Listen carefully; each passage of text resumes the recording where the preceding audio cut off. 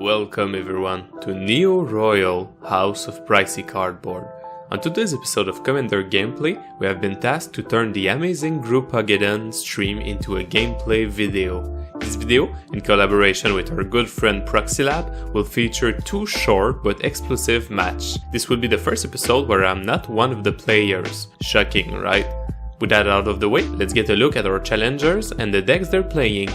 The host of the event, ProxyLab, is playing his combo group hug list of Kynaios and Tiro of Militis. This deck looks to give everyone a bunch of draw and ramp while playing different chaos effects like Possibility Storm and Teferi's Puzzle Box. He will be trying to assemble one of many combos in the deck to close or take the lab man way out. Our next returning guest on the channel, Liz from Chain of Commander. She will be playing our Phelddagrif. This deck is packing a lot less combos, but all the group hugs cards are there. She is running Windfall and Blue Sun Zenith to mill out somebody, Sinborn Muse and Suture Priest for some Celestia burn, or just some good old commander damage. Next, we have ChrisVonDoom, piloting his Xyris the Writhing Storm. Packing a bunch of additional draws and ramp like the rest of them, the deck is looking to capitalize on the snakes being on the battlefield to deal damage or make mana. Chris has a self-imposed rule that he will not attack with the snakes unless forced to by a gold type effect. Last but not least, we have DougYNerd or DougYNerd, piloting a second Phelddagrif. This deck is looking to play a defensive strategy to prevent him from losing while he gives resources to his opponents and then close the match with approach of a second sun, Helix Pinnacle, or some kind of mass bounce with Words of Wind. We don't have the opening hands, so let's get straight into match number 1. If you happen to enjoy these types of videos, make sure to subscribe and share the video with a friend. Thanks! Liz gets to start this off, and Landrops Croissant Verge. Chris Landrops Breeding Pool. Doug Landrops a Forest, and casts Helix Pinnacle. Proxy Landrops an Island, and casts Soul Ring. He then casts Thought Vessel, and pass. Liz Landrops an Island, before casting Lightning Greaves. Chris Landrops Interland Arbor, and casts his own Thought Vessel. Doug Landrops Sea of Clouds, and casts Fog Bank, wondering if the blocker will be useful in this specific pod. Proxy Landrops a Mountain, and as the agent of chaos, he casts Teferi's Puzzle Box. Liz puts her hand on the bottom and draws a fresh new 7 from the puzzle box. She Landrops a Plains, and casts Quain Itinerant Meddler. She equips the Greaves to the Rabbit and pass. Chris Landrops an Island, and casts Talisman of Impulse. He then casts Propaganda. Doug Landrops an Island, and casts another Thought Vessel. Proxy casts Mana Flare, and then Landrops Croissant Verge. At the end step, Liz taps Quain and everybody draws a card, gaining a life. Liz Landrops Windswept Heath. She then cracks the Croissant Verge and the fetch land at the same time for a Plains and 2 forests, getting Breeding Pool, Canopy Vista, and a basic forest. Chris casts his commander, Xyris, the Writhing Storm. I have had it with these motherfucking snakes on my motherfucking airship! At the end step, Doug puts 3 mana into Helix Pinnacle. At the same time, Liz casts Sword to Plowshare on Xyris. Doug Landrops an Island, and casts Wheel of Sun and Moon, enchanting himself. The table takes a moment to read the card and is quite impressed. Then casts Howling Mine. Proxy Landrops Myriad Landscape. He cracks Croissant Verge for a basic Plains and a forest. At the end step, Liz taps Quain to give everyone a draw and a life. Liz casts her commander, Phelddagrif. Here, in the vast valleys of Binge, we are searching for a mythical creature, a flying hippo named Phelddagrif. She then tries to move the Greaves to the Hippo, but Chris has a reaction and casts Consign to Dust on the artifact.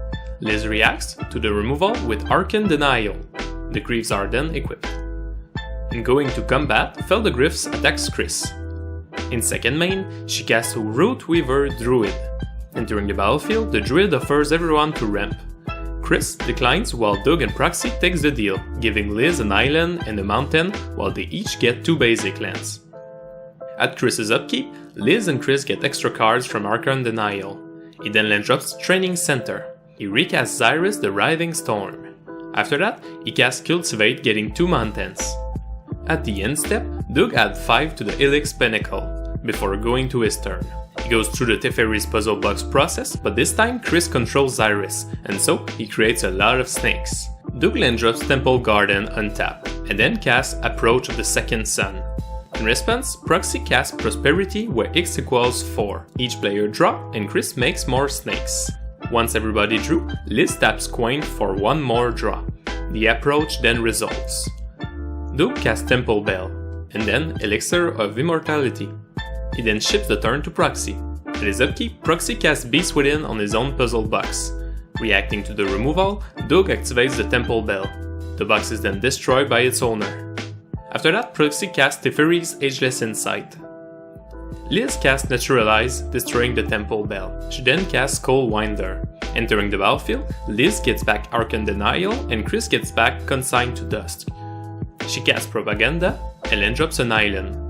After that, she casts Cultivate for 2 basics, and Proxy uses this time to crack his Myriad Landscape. Liz has to discard as she does not have a Thought Vessel of her own. And, I'm just mad he cast his approach before me. We go to Chris's turn, and he heads straight into combat, sending Xyris to Proxy. Xyris triggers, and Chris draws 3 while Proxy draws 6. In second main, Chris casts Minds Aglow. We're going to join forces. Starting with me, each player may tap any amount of mana. Each player draws X cards, where X is the total amount of mana paid this way. Let's get dangerous! I will pay 2. The Minds Aglow resolves for 10 and 40 snakes since Proxy draws double. After that, Chris casts Font of Mythos. At the end step, Doug puts 2 more counter on the Helix Pinnacle. We go to his turn, he draws a couple of cards and then drops an island. He then casts Approach of the Second Sun for the second time. Liz reacts with Arcane Denial. Doug casts Out of Bounds, trying to protect his win. Chris has a reaction as well and casts Massive Raid. It resolves and Doug takes 67 damage, which fizzles the rest of the stack. Don't tell me group hug is not a viable strategy. Or is Or it fun. too many or fun. So I'm gonna lab man. The snakes have backfired yet again. They've let me down. We had a deal. What was the deal? I don't remember. So does that resolve? The turn then goes to Proxy. He casts Laboratory Maniac, which is always a good sign. Reacting to the creature, Liz activates Squang. Proxy then casts Enter the Infinite. It resolves and he puts back 1 card on top of his deck. He then casts Minds Aglow with the 3 floating mana and wins the game through the Labman replacement effect. 2 hippos to Chris. Hell yeah. Now, if you've been paying attention, you notice that Proxy had only 2 islands on the battlefield, which, with Mana Flare, could only produce 4 of the 6 blue required for the last play. However, with the Teferi's Ageless Insight, he could have played Labman and then directly Minds Aglow to draw the rest of his small library and close the game with a legitimate play. Well played. Proxy gets to start this off, and landdrops Mystic Monastery. Doug landdrops Prairie Stream. Chris landdrops a mountain, and Liz landdrops a forest. Proxy landdrops a forest, and gets the party started with a Howling Mine. Doug landdrops Sea of Clouds, and casts Oath of Lieges, passing. At his upkeep, Chris gets a basic land from Oath of Lieges, and then landdrops Reliquary Tower. He casts Crawl Space, and pass. Liz gets an island at her upkeep. She then draws and landdrops Reliquary Tower as well. After that, she casts Coiling Oracle. Entering the battlefield, she reveals Singbone Muse and put it to hand. Proxy does not get a land at his upkeep. He landdrops a mountain and casts Imperial Recruiter. Entering the battlefield, he tutors for Veteran Explorer, reassuring the table. Doug gets a forest at his upkeep. He then draws and landdrops another forest. He follows it up with Selvala Explorer Returned, passing. Chris gets a forest at his upkeep. He draws and landdrops a mountain. He then casts Rites of Flourishing, and plays a second mountain. He concludes with Vexing Shusher. Liz gets a forest at her upkeep. She casts Horn of Greed. She landdrops 2 basics, drawing each time. She then casts Temple Bell, ending turn 3. Proxy gets a plains at his upkeep. He then draws. Oh, that's... wow. Alright. He landdrops Steam Vents, and then a Flooded Strand, cracking it for a basic island. He draws for each and then casts Soul Ring. He follows it up with Thought Vessel. And then, to the table's joy, cast another Rites of Flourishing.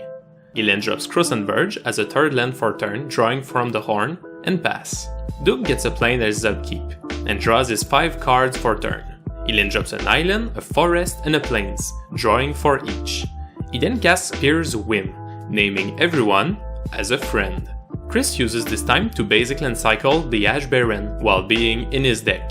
Doug gets a Reliquary Tower, Chris gets Ketria Triumph, Proxy gets a Forest, and Liz gets a Command Tower. After all that, Doug casts his Quain Itinerant Meddler and pass. Chris draws and landrops an island and 2 forests, drawing 3 more cards. He casts his commander, Xyris the Writhing Storm. I have had it with these motherfucking snakes on my motherfucking airship. He followed it up with Soul Ring, and then Talisman of Creativity. He casts Fecundity, and conclude on a Cultivate.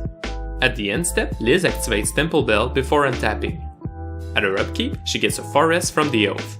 She then draws and landrops an island, a plains, and a forest, drawing 3 from the horn. She casts Day of Judgment. In reaction, Chris activates Selvala to parlay. 3 non-lands are revealed. The board wipe resolves after that, and Fecundity triggers for those who had creatures. Liz then casts Kodoma's Reach. And before changing faces, Chris uses his floating mana to naturalize the Fecundity. At the end of the day, the worst thing that's gonna happen is we're all just gonna shuffle up and play another game. Although, after this one, the stream will end, but there's always another game later. We start turn number 5.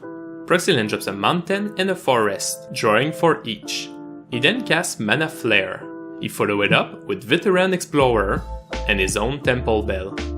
He then casts Ghostly Prison, passing. Doug gets a basic from the Oath at his upkeep, and Proxy taps the Temple Bell at this moment to make my job harder. Doug then draws a bunch of cards and casts a second Horn of Greed. Not quite done, he casts a third Rite of Flourishing.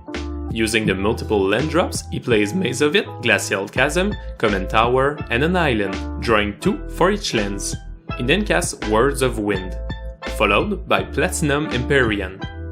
He casts Top Vessel and pass. Chris gets a land at his upkeep and then draws. He land drops Interland Arbor, Command Tower, a mountain, and an island, drawing 2 for each. He then recasts Xyris. Before it resolves, Proxy casts Long-Term Plans. Liz has a reaction as well and casts Fact or Fiction. She reveals Jace Beleren, Chromatic Lantern, Cultivate, Respite, and Oblivion Ring. Doug makes a pile with all 5 cards and a pile with 0. Liz, of course, picks the 5 cards pile. At this point, I'm not scared of people having cards, you know what I'm saying? Long-term plan then resolves. And lastly, before Xyris arrives, Liz activates Temple Bell. Doug then decides against letting the Snake Mama resolves, and casts Out of Bound. Not one to be discouraged, Chris recasts Xyris, and Doug reacts with Arcane Denial this time. In reaction, Chris casts Chaos Warp on the Platinum Empyrean. He gets an island in exchange. Mio's in the chat, heyo! Bonjour, monsieur. Chris casts Vicious Shadows. Oh! Oh! He then casts Arcane Signet and pass. At Liz's upkeep, she gets a forest from the Oath and draws. She landrops 4 basic lands, drawing 8 cards. She casts her commander, Phelddagrif. Here, in the vast valleys of Bant, we are searching for a mythical creature, a flying hippo named Phelddagrif. She then casts Suture Priest and a Seedborn Muse. The table is getting pretty concerned. She then casts Rites of Replication, Kicked, to get 5 more Suture Priests. Once this is done, she casts Turnabout, giving Proxy 2 Hippos with her commander before the spell resolves. As the Hippos enter the battlefield, Proxy loses 12 life to the many Suture Priests. Turnabout then resolves, untapping all of Liz's lands. As she controls a Chromatic Lantern, every land can give her 2 green, which represent 12 life lost with the multiple priests. So, she has way more than she needs to kill the table by gifting Hippos. Well played. Thank you for taking the time to watch this video. I hope you had a great time and that you'll join us moving forward in the House of Pricey Cardboard. Take care and see you soon.